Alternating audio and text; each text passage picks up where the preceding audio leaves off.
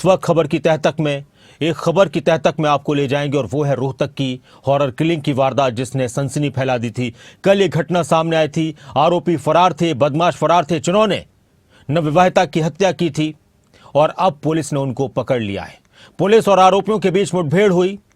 4 आरोपियों को पुलिस ने गिरफ्तार किया है। कहनी गांव में एक विवाहिता की गोली मारकर हत्या कर दी गई थी। रोहतक के कहनी गांव में 3 साल पहले लड़की ने प्रेम विवाह किया था जिससे परिवार वाले नाखुश थे और तब से ही रंजिश पाल रखी थी और अब 3 साल बाद, शादी के 3 साल बाद एक विवाहिता की हत्या कर दी गई और जब उसका देवर उसको बचाने के लिए आया तो उसको भी गोली मार दी गई। देवर की हालत गंभीर है, वो अस्पताल में भर्ती है। आरोपी फरार हो गए थे। वारदात को अंजाम देने के बाद अब पुलिस ने 4 आरोपियों को गिरफ्तार किया है और ये वो जगह है जहां पर आरोपियों से पुलिस की मुठभेड़ हुई, आरोपियों को गिरफ्तार किया गया।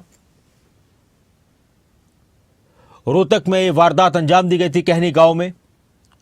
पुलिस ने इस मामले में तत्परता दिखाते हुए 4 आरोपियों को अब तक गिरफ्तार कर लिया है। पुलिस इस मामले की जांच में जुटी है और भी कई खुलासे पुलिस की तरफ से किए गए हैं, सीआईए टीम की तरफ से किए गए हैं। सीआईए इंचार्ज ने भी खबर अभी तक से बातचीत की, वो भी हम आपको थोड़ी देर बाद सुनाएंगे। लेकिन ये मुठभेड़ कब हुई, किस वक्त हुई, किस तरह से पुलिस को सूचना मिली थी इन आरोपियों के बारे में और पुलिस की जांच इस मामले में कहां तक पहुंची है, कितने लोग इस पूरी घटना में, इस वारदात में शामिल हैं, इस सब की बातचीत के लिए देवेंद्र दांगी हमारे साथ जुड़ रहे हैं, हमारे रोहतक से ब्यूरो, उनसे बातचीत करेंगे।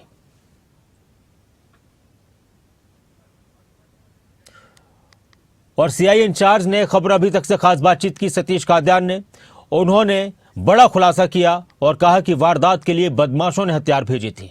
सपना के पति, जिस लड़की की मौत हुई, जिस विवाहिता की मौत हुई है, उसके पति की हत्या करने की भी प्लानिंग थी, लेकिन पति इनको नहीं मिल पाया बदमाशों को, इसलिए वो बच गया। तो बदमाशों की तरफ से हथियार भेजे गए थे, यह भी पता चला है सीआईए की टीम की तरफ से।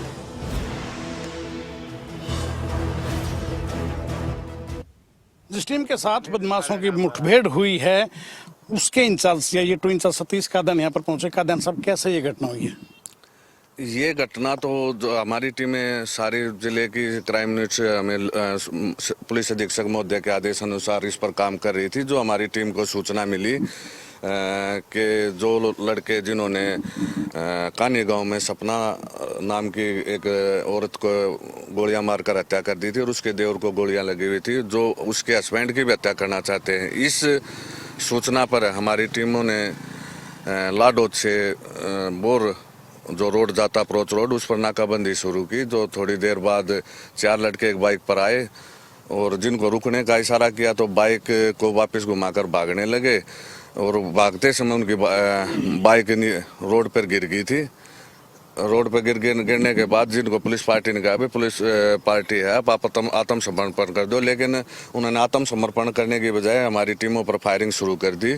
जो जवाबी कार्रवाई में अपने बचाव में उन हवाई फायर करते हुए उनके जान माल का नुकसान ज़्यादा ना हो, इस बिना पर हमारी टिमों ने उनके पैरों की तरफ फायर किए थे, जिसमें 4 अक्यूज थे, जिनके चारों के एक गोली पैरों में लगी हुई हैं, जिनको उपचार के लिए पीजीआई रोहतक भिजवा दिया था। कादियान साहब, पता ये भी लगा कि इनका कोई और क्राइम करने का मोटिव था, लाइक सपना के जो हस्बैंड थे उसका मर्डर करना चाहते थे ये? हाँ, इनका ये था मोटिव कि भाई जो सपना ने जो लव मैरिज जिस लड़के के साथ की थी, जो उसका हस्बैंड है, उसकी भी ये हत्या करने की फिराक में थे। तो चारों गांव के रहने वाले हैं? कोई दाएं बाएं से बात? चारों गांव के रहने वाले हैं। एक और पुराना क्रिमिनल है सुंदर उर्फ काला, जो सुनने में आया कि कहीं विदेश भागा हुआ है, उसके इशारे पर उसने ये सारी वारदात असले वगैरह भिजवा कर उसने ये वारदात करवाई। असला क्या कुछ रिकवर हुआ इन लोगों के पास? इनसे 4 देसी पिस्तौल रिकॉर्ड हुए हैं, जिनमें 2 30 के हैं, 2 315 बोर के हैं और 10 लाइव कार्ट्राइज और 10 खाली खोल बरामद हुए। शुक्रिया। तो ये कादियान साहब थे और यहाँ पर पहुँचे स्पॉट विजिट करने के लिए। तमाम जो जानकारी वो तफसील से जो है बताने का काम कहीं कहीं इनके द्वारा किया गया कि किस ढंग से एक न केवल एक क्राइम को जो अंजाम दिया था उसके आरोपियों को मुठभेड़ के बाद दर्द पहुँचा, बल्कि एक इंसान की जान बचाने का काम भी पुलिस ने किया है। वीडियो जर्नलिस्ट नवीन के साथ देवेंद्र दांगी, रोहतक। और रोहतक से देवेंद्र दांगी इस वक्त हमारे साथ जुड़ चुके हैं। कुछ और अहम जानकारियों के साथ। देवेंद्र, ये जो वारदात कल अंजाम दी गई थी हॉरर किलिंग की, एक तो थोड़ा सा उसके बारे में भी बताइए आप कि लड़की कौन थी, किस तरह से इनकी शादी हुई संक्षेप में। इसके अलावा बदमाशों के बारे में पुलिस की तरफ से कहा गया कि इनको जो हथियार मुहैया कराए गए थे, हथियारों को वो बदमाशों की तरफ से मुहैया कराए गए थे। कितने और लोग इस वारदात में मुलव्विस हैं, इसमें शामिल हैं, जिनकी जांच अभी चल रही है, जिनको तलाश करने की कोशिश की जा रही है, या यही चारों आरोपी थे जिनको गिरफ्तार कर लिया गया है?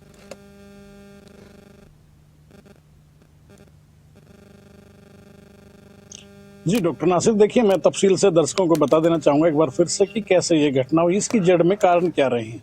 दरअसल आज से करीब 3.5 साल पहले कहनी गांव की लड़की थी सपना। उसने गांव के ही लड़के सूरज के साथ लव मैरिज की थी। घर से वो लोग भाग गए थे, उसके बाद कोर्ट की शरण में गए वो लोग, और उन्होंने कोर्ट में बाकायदा रजिस्टर्ड मैरिज की थी। उसके बाद परिवार से असुरक्षा जताई तो पुलिस की सुरक्षा उनको दे दी गई थी। पुलिस प्रोटेक्शन में वो लोग कई दिन रहे। बाद में तय ये हुआ कि वो लोग गांव में नहीं रहेंगे, वो रोहतक शिफ्ट कर गए थे। रोहतक तब से रह रहे थे। अच्छा। करीब 3.5 साल पहले का ये वाकया था। उसके बाद से उनको एक बच्चा भी है करीब 2 साल का। लेकिन पिछले कुछ समय से करीब 2-2.5 महीने से बताया गया है कि जो सपना है वो और उसके हस्बैंड सूरज वापस शहर से गांव में शिफ्ट कर गए थे, गांव में रहने लग गए थे। तभी से जो है ये दोनों परिवारों के बीच कहीं न कहीं तनाव बना हुआ था, क्योंकि जो लड़की का परिवार है वो इस चीज को कतई सहन नहीं कर पा रहा था कि गांव में उनकी लड़की ने शादी की और फिर वो रहने के लिए भी गांव में ही आ गई। इसकी मूल जो जड़ में अगर देखें तो कारण ये रहा है। उसके बाद घटना दरअसल क्या हुई कि परसों रात की ये बात है। जो लड़की सपना है उसका भाई है संजू अपने 3-4 दोस्तों के साथ रात को पहुंचता है वहां पर हथियार लेकर और दनादन फायरिंग करता है। उसमें सपना की एट द स्पॉट वहां पर डेथ हो गई, और उसका देवर जो साहिल है, जब वो बचाने के लिए आया अपनी भाभी को, आ गया तो उस पर भी गोलियां चला दी गई। फिलहाल वो पीजीआई रोहतक में एडमिट है। अच्छा, ये घटना हुई थी। इस घटना के बाद से ही कल पोस्टमार्टम हुआ बॉडी का, और अंतिम संस्कार के लिए परिवार के हवाले कर दी गई। इन बिटवीन मुकदमा दर्ज हुआ। बाई नेम एफआईआर है। जो सपना है उसके भाई के खिलाफ संजू नाम है, वो बाई नेम है, और उसके साथी हैं। ये एफआईआर दर्ज हुई थी। और डीएसपी रवि खुंडिया, उनसे जब बातचीत हुई तो उन्होंने बताया था कि सीधे ऑनर किलिंग का ये मामला था। ये हॉरर किलिंग के रूप में अंजाम इसका हुआ। और उसके बाद से पुलिस की 4 टीमें जो है, एसपी सुरेंद्र सिंह भौरिया हैं, डॉक्टर नासिर, उनकी तरफ से गठित की गई थी। 4 टीमों को खासतौर से लगाया गया था। इन्हीं में एक टीम जो है वो CIA 2 की टीम भी थी, वो लगी हुई थी इसकी इन बदमाशों को खोजने में।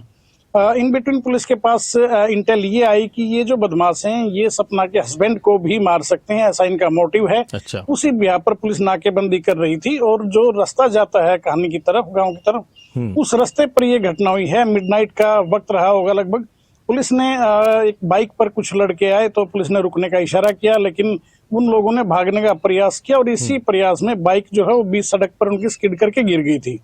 पुलिस ने जब सरेंडर करने को कहा तो बदमाशों की तरफ से जो है फायर ओपन कर दिया गया। करीब दर्जन भर गोलियां चली हैं, पुलिस की तरफ से भी गोलियां चली काउंटर अटैक में जी। और इस पूरी वारदात में 4 लड़कों को पुलिस दबोचने में कामयाब रही। चारों के पैरों में गोलियां लगी हैं। पीजीआई रोहतक के ट्रॉमा सेंटर में फिलहाल उनको ट्रीटमेंट के लिए दाखिल करवाया गया है। बड़ी बात यह है इसमें डॉक्टर नासिर कि पुलिस की एक कार्रवाई जो है कहीं न कहीं एक जो सपना के जो हस्बैंड थे सूरज जी, उनकी लाइफ सेविंग का काम भी कहीं न कहीं पुलिस की इस कार्रवाई में हुआ है। अदरवाइज अगर पुलिस सक्रिय नहीं होती, हो सकता है कि ये लोग एक खूनी वारदात को और भी अंजाम दे चुके होते अब तक। लेकिन 4 लोग पकड़े गए हैं। एक बड़ी बात और भी है इसमें कि इनकी चारों के अगर एज को देखें डॉक्टर नासिर जी, तो एक 18 साल का है, 3 लड़के जो है 19 साल के हैं। बिल्कुल नए लड़के हैं, कोई क्राइम हिस्ट्री नहीं है पहले का, किसी का कोई आपराधिक रिकॉर्ड नहीं है। चारों जो लड़के हैं, कनेक्शन जो एस्टैब्लिश हो रहा है। सपना के भाई कितने इसमें? सपना का भाई एक है या 2 हैं, और ये उसके दोस्त हैं कौन कौन ये चारों लड़के?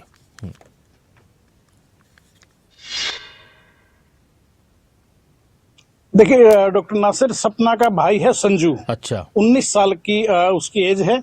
19 साल का संजू के 3 दोस्त हैं। एक गांव का ही रहने वाला है। 2 जो लड़के हैं वो रूखी गांव पड़ता है, सोनीपत जिले का, नजदीक लगता है यहाँ से, वो उसके दोस्त हैं। 2 वहां के रहने वाले हैं। कुल 4 लोग ये हैं। एक सपना का भाई है संजू, जो मेन इसमें जो अक्यूज्ड है, मुख्य आरोपी जो है।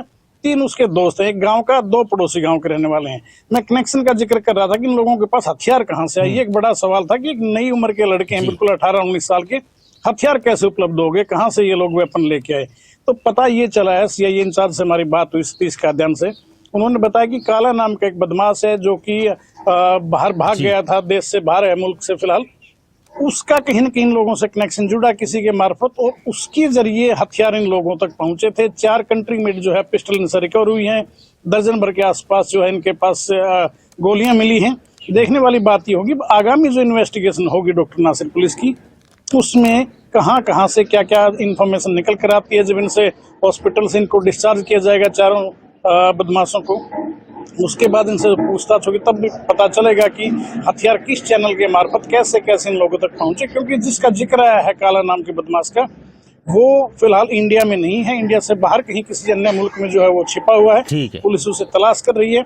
पता ये चला कि उसके जरिए ये हथियार पहुंचे। अब वो जरिया क्या था, ये हथियार आखिरकार पहुंचे कैसे, इस तरह के तमाम सवाल जो हैं उनके जवाब अभी पुलिस को तलाशने हैं। देखने वाली बात ये होगी कि जब इनको हॉस्पिटल से डिस्चार्ज किया जाएगा, फिट फॉर स्टेटमेंट डॉक्टर जब इनको देंगे, जब पूछताछ होगी, तो क्या कुछ हकीकत निकल कर सामने आती है, ये देखने वाली बात। मैं एक बात और आपसे पूछना चाह रहा हूँ कि सपना का बच्चा भी कोई एक फोटो में हम देख रहे थे कि बच्चे का हाथ नजर आ रहा है, तो क्या इस दंपति का कोई बच्चा भी है?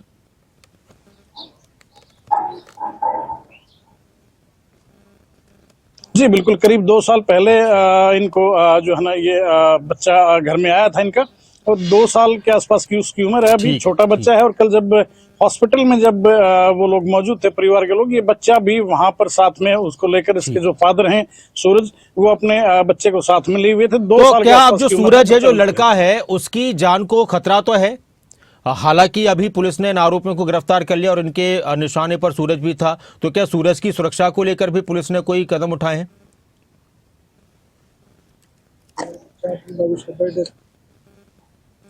जी देखिए, बिल्कुल खतरा है, इसमें कोई दो राय नहीं है। और इसका पता इस बात से भी लगता है डॉक्टर नासिर कि ये लोग रात को जब ये एनकाउंटर हुआ, ये लोग उसी वारदात को अंजाम देने के ठीक लिए जा रहे थे। बाइक पर जो पता लगा है कि ये लोग, इनकी सोच ये थी कि लगे हाथ सूरज का भी काम तमाम कर दिया जाए। खतरा है बिल्कुल, और इसी खतरे को मद्देनजर रखते हुए, इसी को जहन में रखते हुए बाकायदा गाँव में पुलिस फोर्स की तैनाती की गई है।